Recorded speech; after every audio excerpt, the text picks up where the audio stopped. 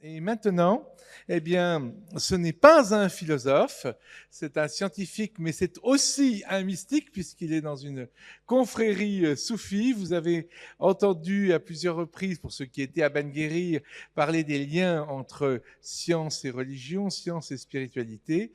Mais j'ai demandé à notre ami Abdallah Bruno Abdallah Guiderdoni, eh bien, de nous parler ce soir, puisqu'on est une soirée de Ramadan, de nous parler de quelque chose d'un peu plus mystique. Et donc, on va maintenant écouter Bruno. Merci. Merci Jean, merci à toutes et à tous. Assalamu alaikum wa rahmatullahi ta'ala wa barakatuh. Merci à Reza et à Bertrand pour les interventions qui étaient vraiment très intéressantes. Et j'ai la tâche redoutable d'essayer de conclure deux interventions aussi riches. Alors, le thème de notre soirée, c'est à la recherche du sens de la vie. Et quand on lit un peu les philosophes sur le sens de la vie, il y a des débats pour savoir si le sens de la vie, nous devons le chercher en nous-mêmes, ou bien s'il est ailleurs, quelque part, dans la société ou dans un autre monde. Et puis, il y a ceux qui débattent sur le moment où on va trouver le sens de la vie. Est-ce que c'est ici et maintenant, Bertrand parlait du kairos, ici et maintenant qu'on trouve le sens de la vie, ou bien est-ce que c'est à la fin, au moment de mourir finalement, qu'en se retournant vers sa vie, on peut dire oui, ma vie a eu un sens et ce sens, je le comprends maintenant et c'est ceci ou cela. Et il me semble que Reza et Bertrand nous ont appris l'un et l'autre à peu près la même chose, c'est que ces 4 lieux de recherche du sens sont également vrais. Le sens est en nous, mais il est aussi ailleurs, un ailleurs qu'il s'agit de comprendre, d'explorer. Le sens, c'est ici et maintenant, mais c'est aussi toute notre vie. Et donc, nous avons cette recherche en nous-mêmes et à l'extérieur, ici et maintenant, et à l'heure de notre mort, comme le dit une célèbre prière chrétienne. Nous avons dans notre Coran ce beau verset qui nous dit, où Dieu dit, nous leur montrerons nos signes aux horizons et en eux-mêmes jusqu'à ce qu'ils voient clairement que c'est la vérité. Ça nourrit ayatina fil afaqi wa fi anfusihim hatta tabayyana lahum annahu al-haqq, jusqu'à ce qu'ils voient clairement qu'il s'agit de la vérité. Et donc, ici et maintenant et à l'heure de notre mort, en nous et en dehors de nous, en nous-mêmes et aux horizons. Les sens sont là et toute notre vie spirituelle va consister à unir ces 4 dimensions, en quelque sorte, dans un point central qui est le moment de l'intuition spirituelle, de l'ouverture à Dieu, de l'ouverture à l'esprit, ce que les mystiques musulmans appellent al-fath, l'ouverture. Alors, nous avons dans l'exemple de notre prophète Mohammed, alayhi salatu wassalam, cette union des différents aspects de la vie, de la conscience mystique et de la conscience prophétique, du matériel et du transcendant. L'expérience du mois de Ramadan est vraiment caractérisée par cet équilibre. Nous jeûnons et nous rompons le jeûne, nous expérimentons la solitude de la faiblesse pendant la journée et le moment du partage et du retour vers la nourriture le soir. Nous expérimentons bien sûr le matériel, mais aussi le spirituel dans la mesure où ce mois est, comme vous le savez toutes et tous, le mois de la révélation du Saint-Coran. Et après le siyam de la journée, il y a le qiyam, la veille de la nuit, et nous nous nourrissons de la parole de Dieu, du Coran, notamment par les prières des tarawih ou par la lecture, chacun pour son compte, chez soi, de quelques passages du Coran. L'exemple prophétique, c'est l'exemple justement de cet équilibre entre l'expérience spirituelle et l'action dans le monde.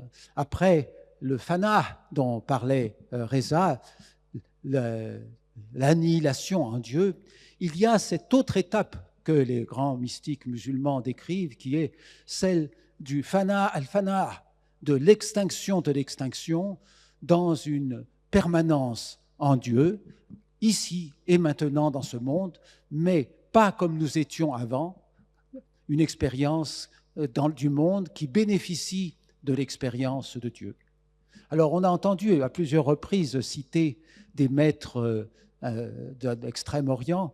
Il y a un adage du bouddhisme zen que j'aime beaucoup et qui résume finalement l'expérience spirituelle. Cet adage dit: au début, les montagnes sont des montagnes, ensuite, les montagnes ne sont plus des montagnes, et à la fin, les montagnes sont des montagnes.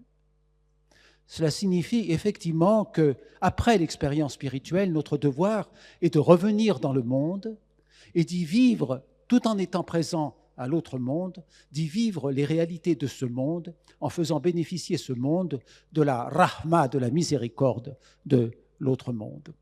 C'est ça le sens de l'esprit. Cet esprit qu'il est si difficile de définir au point que, comme vous le savez, quand les rabbins de Médine posèrent la question de l'esprit au prophète, alayhi salatu wassalam, il dut attendre une révélation pour pouvoir préciser la nature de l'esprit. Et encore, cette révélation n'est-elle pas tellement explicite, puisqu'elle nous dit que l'esprit procède de l'ordre du Seigneur et que nous n'avons à ce propos que peu de connaissances. L'esprit, c'est la vie de Dieu en nous. L'esprit, c'est Dieu qui communique sa connaissance, qui nous communique sa vie et qui nous anime pour faire de nous des êtres réels, parce que nous ne sommes réels que par celui qui est par excellence le réel, Al-Haq. Et l'organe pour accueillir l'esprit, cela a été dit aussi par Reza et par Bertrand, c'est le cœur. Un cœur qui est malheureusement occupé par des soucis qui ne sont pas les vrais soucis de ce monde, mais des soucis que nous nous construisons nous-mêmes, dans des automatismes, dans des habitudes qui voilent à nous la véritable réalité. Et donc, la vie spirituelle, c'est un chemin qui consiste à se débarrasser petit à petit de ces voiles qui nous masquent notre véritable réalité, qui empêchent l'esprit d'éclairer notre cœur comme une lumière éclaire un miroir. Donc la vie spirituelle n'est pas une vie par ajout, c'est une vie par retranchement. C'est-à-dire que nous n'ajoutons rien dans la vie spirituelle, mais au contraire, nous essayons de retrancher ce qui s'est ajouté par mégarde dans les habitudes de la vie quotidienne et ce qui nous empêche de voir réellement ce que nous sommes. Alors pour terminer, il y a une histoire que j'aime bien et que je voudrais partager avec vous.